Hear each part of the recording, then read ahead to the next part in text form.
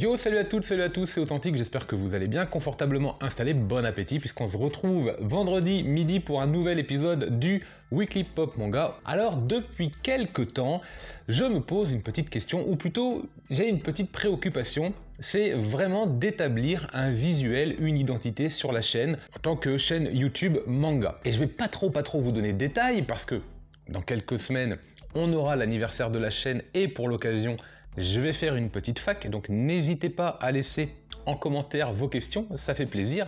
Mais donc, une identité visuelle, je vais quand même en parler un petit peu. YouTuber manga, c'est une vidéo Mangatech, des vidéos achat manga, des vidéos bilan lecture, et puis après on a les plannings, les news, les unboxings, les vlogs, bref, d'autres choses. Mais globalement, Mangatech, achat manga, bilan lecture sont trois thèmes récurrents, c'est quasi sur 100% des chaînes. Et je me suis dit, il me manque un truc. Si on prend la vidéo Mangatech, normalement, c'est une fois par an.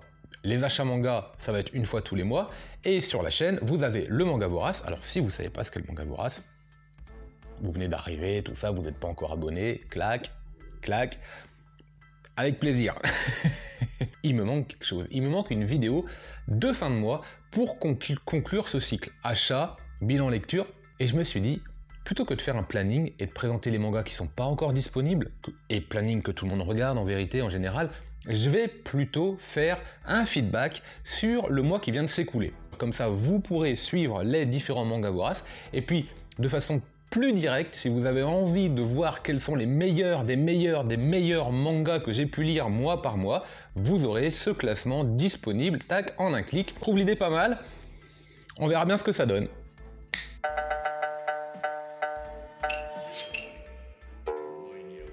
Je vais quand même rappeler vite fait différents titres que je n'ai pas lus, que je n'ai pas achetés, mais qui m'intéressent, et je fais appel à vous si vous les avez lus, si vous avez quelque chose à dire, si vous avez envie pour une fois de m'influencer, laissez les petits commentaires, on verra bien un petit peu ce que ça donne, surtout qu'il y a un ou deux titres qui m'intéressent quand même pas mal. Donc nous avions All Free, Ike and Pen, Le Mystérieux Hasard de l'Hiver, Ranking of Kings, non, je l'ai pas lu, Excuse Me Dentist, It's Touching Me, qu'est-ce que c'est que ce titre? Coppelius, Ozuki le Stoïque, et que reste-t-il de nos rêves? Voilà, ça ce sont pour les mangas que j'ai pas achetés, dont j'ai pas fait l'acquisition en avril, et j'aimerais bien avoir un avis. Alors faire le bilan des mangas voraces, c'est au moins avoir une pile de 20 mangas. Au moins. J'en ai gardé 10. Pour en garder 10, ça n'a pas été simple. Alors, donc tout de suite, je vais vous montrer la pile des mangas que j'ai écartés. Et hop, alors, nous avons à partir du haut Les Fleurs du Mal, tome 4, Boy Run the Riot, Cigarette and Cherry, tome 1, Awashi, tome 7, Echoes, tome 1, Kowloon, tome 4, Insomniac, tome 1, The Killer Inside, tome 7, Blue Lock, tome 7 également, Sakamoto Days, tome 1, Brisé par ton amour, tome 4, Escale à Yokohama, tome 7 ou 8, le 8, et Gogo Monster. Alors, attention, on va aller avec des pincettes, ces mangas je les ai écartés parce que ce ne sont pas des mauvais mangas, j'ai juste choisi les 10 meilleures lectures du mois d'avril.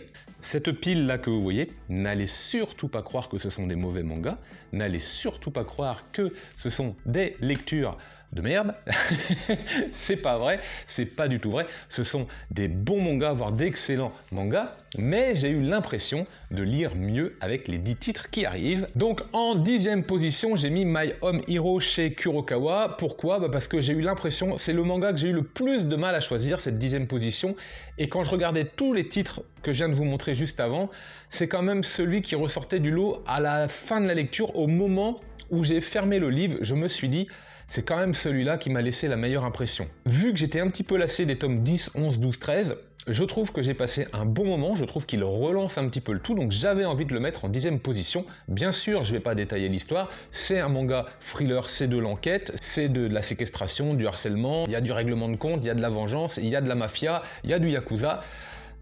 C'est vraiment un bon manga d'enquête de thriller. Si vous avez envie d'avoir mon avis, je vous ramène à chaque fois bien sûr vers les mangas voraces en question, hein, c'est un petit peu l'idée.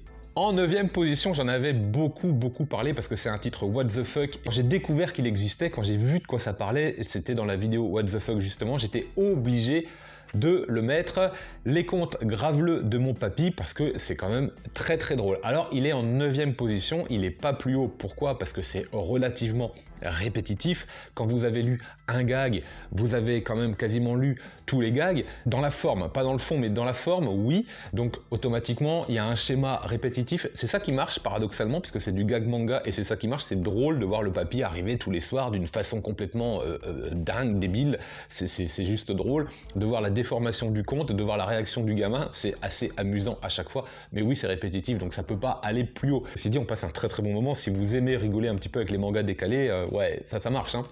En 8e position. En 8e position, je me suis dit, oh, quand même pas, tu vas pas mettre ce manga-là dans le classement des meilleures lectures, c'est un peu cliché. Et en même temps, je vous explique. Ça fait des années et des années que j'ai stoppé cette série. J'ai 20 tomes de retard et j'ai continué de les acheter. Sauf que 20 tomes de retard sur cette série, ça représente quand même un paquet d'années. Un paquet d'années que je n'avais pas lu. One Piece, ça c'est le tome 80. Je reprends donc ma lecture. Je savais un petit peu près où j'en étais. L'avantage, et on reconnaît à ça un bon manga, c'est que j'ai pas eu besoin de lire le tome d'avant. D'emblée, je savais où j'étais. Bravo, bravo, parce qu'après plusieurs années de non-lecture, c'est quand même pas facile. Je trouve que c'est un gage de qualité. Et justement, le fait d'avoir un petit peu oublié les 79 tomes précédents, l'identité même de One Piece, eh ben, j'avais perdu la lassitude que j'avais gagnée à force de le lire. Je ne sais pas si la phrase est bien claire, mais à force de lire les titres, vu que c'est un schéma assez répétitif, One Piece, je m'étais un petit peu lassé, j'avais stoppé, j'ai acheté et j'ai repris. Et en reprenant, j'ai eu l'impression de redécouvrir cet univers, ces personnages, cet humour. Oui, ça fonctionne toujours à peu près de la même façon là aussi, n'empêche que c'est très très fort et j'ai passé vraiment un bon moment, mieux que ce à quoi je m'attendais. C'est pour ça qu'il est en 8e position, parce que One Piece, quand même, c'est costaud. Hein. Franchement, c'est costaud. Donc 8e place ce mois-ci pour One Piece. En 7e position, une nouveauté découverte grâce à la vidéo J'achète vos mangatech, un format que vous allez encore retrouver ce mois-ci, qui aura un tout petit peu changé, mais qu'on va retrouver bientôt. L'Éden des sorcières, donc ça c'est une production originale Kiyun.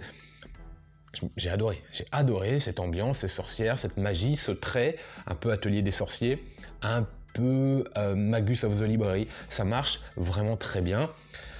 Il n'y aura pas beaucoup de tomes, je pense, peut-être pas, je sais pas trop, on verra. En tout cas, l'intrigue est relativement agréable à suivre, il y a du rythme, il y a du trait qui est fait avec douceur, il y a du trait qui est fait avec un peu plus de noirceur, un peu plus de vice, on le ressent bien, notamment chez les humains. Bref, si vous avez envie de savoir de quoi ça parle. En tout cas, 7e position pour l'Éden des sorcières. Si vous aimez l'Atelier des sorciers, si vous aimez Magus of the Library, ce genre d'histoire, peut-être même Frieren, un aide, et ben celui-là, il pourrait vous plaire. Et justement, en 6e position, la découverte excellente de l'Atelier des sorciers.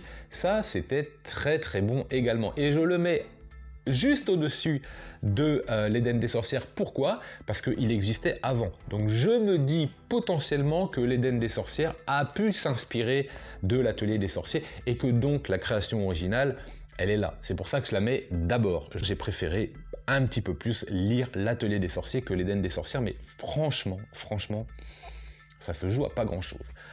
Là, par contre, il y a un truc de fou.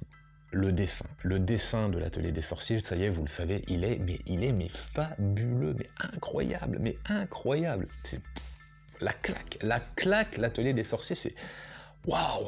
6e position. Et en 5e, on va retrouver un manga qui est un petit peu dans cette ambiance-là, Les Carnets de l'apothicaire, que je place donc en 5e position. Alors, on est à peu près dans le même genre, hein, l'Éden des sorcières, l'Atelier des sorciers, Les Carnets de l'apothicaire sont des mangas où il y a un petit peu d'action, mais pas mal de réflexion, c'est pas gratuit, c'est vraiment mené, les choses sont faites avec un objectif, elles sont faites avec un raisonnement qui est fait préalablement, elles sont faites dans un intérêt, souvent de servir plus que de combattre, et c'est franchement intelligent. Là aussi, c'est un petit peu moins bien dessiné que l'Atelier des sorciers, mais alors je trouve que c'est d'une intelligence. Je pense qu'on mettrait le niveau de scénarisation des Carnets de l'apothicaire avec le niveau de réalisation de l'Atelier des sorciers, et là, on doit flirter avec un des meilleurs mangas ever. Je pense qu'on pourrait avoir quelque chose d'énorme. Voilà, Les Carnets de l'apothicaire arrivent en 5e position ce mois-ci. Je me suis régalé à le découvrir, donc je ne peux que vous inciter à le faire si ce n'est pas encore déjà fait. Très très bon. Alors en 4e position, Tsutomu Takahashi et Sido. C'est génial. Ce qui est génial avec Sido, c'est que là c'est le tome 10. Je pourrais bien être arrivé au tome 15 à la lecture, que ce serait toujours avec le même niveau d'intensité, de dessin, de rythme et d'intérêt à la lecture que je pourrais avoir. Ça ne descend pas. Et je suis resté en haut à chaque fois, tome après tome. Le dessin, il est bam, le scénario, il est bam, il n'y a même pas besoin d'expliquer, de donner des mots. C'est une lecture géniale. Tsutomu Takahashi, j'en vais bientôt faire une vidéo sur lui parce que je pense que c'est, à mes yeux, pour moi, l'auteur de l'année. Franchement. 4e position. Ah oui, 4e position, c'est quand même le tome 10. Donc, j'ai aussi privilégié les mangas qui commençaient et les mangas qui pouvaient potentiellement se terminer. Et justement, en 3e position, les chefs-d'œuvre de Junji Ito, tome 2. Donc celui-là, c'est de l'horreur, c'est un manga cartonné qui est un petit peu plus onéreux que le reste, certes, mais si vous aimez les mangas d'horreur, si vous aimez du Junji Ito, les formats comme ça, recueil, histoire courte, c'est absolument parfait pour les lire, pour découvrir l'auteur. Vous avez quelques explications à chaque fois, donc le niveau d'édition est quand même très agréable. Je regrette juste l'absence du petit ruban, du petit signet. Bon, c'est comme ça, on met un marque-page, hein, parce que ce sont des mangas qu'on va pas lire d'une traite. Si, vous pouvez les dévorer d'une traite, bien sûr, mais rien ne vous empêche de lire une petite histoire, puis d'attendre, puis de revenir. Moi, voilà, je lisais une histoire avant ou après avoir lu un manga comme ça le soir, c'était mon petit interlude ou la petite conclusion à ma soirée lecture. Donc ça marchait très bien, j'ai adoré, toutes les histoires bien sûr ne se valent pas, on retrouve des personnages qu'on avait déjà vus soit dans d'autres œuvres, hein, je pense notamment à Tomie, soit dans les chefs-d'œuvre de Junji Ito tome 1, puisque ce sont différentes nouvelles et de temps en temps, voilà, il y a du crossover, c'est très sympa, son trait est inégalable et rend vraiment service à son univers un peu déjanté, un peu pété. C'est à découvrir Junji Ito, encore plus si vous aimez les jeux vidéo d'horreur, les films d'horreur. Bon bah voilà, c'est du manga d'horreur. Attention, pour moi, l'horreur à la lecture, ça marche pas trop, ça fait pas peur en soi. Mais c'est agréable, voilà, ça me fait sourire, ça m'intrigue. Ce qui est fascinant, c'est de voir comment l'auteur a pensé son truc, ça j'aime beaucoup, et je trouve que c'est une réussite. En 3e position donc, les chefs-d'œuvre de Junji Ito. Bon après, j'ai eu du mal. J'ai eu du mal à me décider parce que je suis tombé quand même sur 2 titres costauds à souhait et je me suis dit, je vais mettre en seconde position ce tome-là parce que le premier, je vous expliquerai pourquoi tout à l'heure. Donc en seconde position, l'Upercute du mois, le crochet, le direct avec Ashita no Joe, qui était un véritable coup de cœur sur un des mangas voraces, mais haut la main, c'était vraiment une découverte à la lecture, il était temps que je m'y mette, c'est un manga qui a 50 ans, c'est un manga, c'est une œuvre littéraire, c'est une œuvre sociale, ça va vous parler de l'après-guerre, ça va vous parler de la difficulté de vivre, de survivre dans la rue, de se battre, de combattre, et de voir des jeunes, en fait, des jeunes japonais qui, dans cette période, ont la nécessité de systématiquement trouver un intérêt pour eux, de trouver un gain. Et c'est le cas de Joe, qui finalement va boxer, pas parce qu'il aime ça, mais parce qu'il y voit un moyen, un intérêt, un gain, un bénéfice. Voilà, c'est en tout cas dans le tome 1, je ne sais pas comment ça évolue après. Attention, j'ai lu que le tome 1. Le tome 2, il est là, je l'ai acheté, et ça va aller très vite. Je vais faire une lecture assez rapide. Je pense que d'ici la fin de l'année, j'aurais fait la totale. Voilà, c'était génial. La seule chose qu'on pourrait se demander, c'est pourquoi il n'est pas numéro 1 ce mois-ci. Mais on y vient, je vous explique. Donc Ashita no Joe, 2e lecture de ce mois. Si vous ne connaissez pas, et même mieux encore. Alors pourquoi il est numéro 1 celui-là ? Parce que c'est un dernier tome et que j'avais envie de mettre en avant l'ensemble des 11 tomes de Peleliu, parce que Peleliu, c'est magique. Alors ça parle de la guerre, c'est violent, c'est cruel, c'est même immonde, dégueulasse, c'est à vomir parfois, mais c'était comme ça. Donc ce manga va retranscrire avec une vérité incroyablement décalée, puisque les traits sont presque enfantins. Donc c'est très étonnant, c'est même malaisant parfois en vérité, c'est parce que ça a tendance à atténuer la violence qu'on est en train de lire, alors que si on mettait des dessins réalistes dans cette histoire, mais on trouverait ça dégueulasse. Et là ça passe, et du coup on va accentuer notre lecture, surtout l'aspect humain, psychologique, social même, de tout ce qui se passe pendant cette période de guerre. Et le final... Oh, génial, mais il est génial ce final. Je pense que c'est tout simplement la meilleure fin de manga que j'ai jamais lue. En général, les mangas ont du mal à se finir, parce que de fait, on aime bien laisser penser que l'histoire va se continuer, un petit peu comme dans Le Seigneur des Anneaux.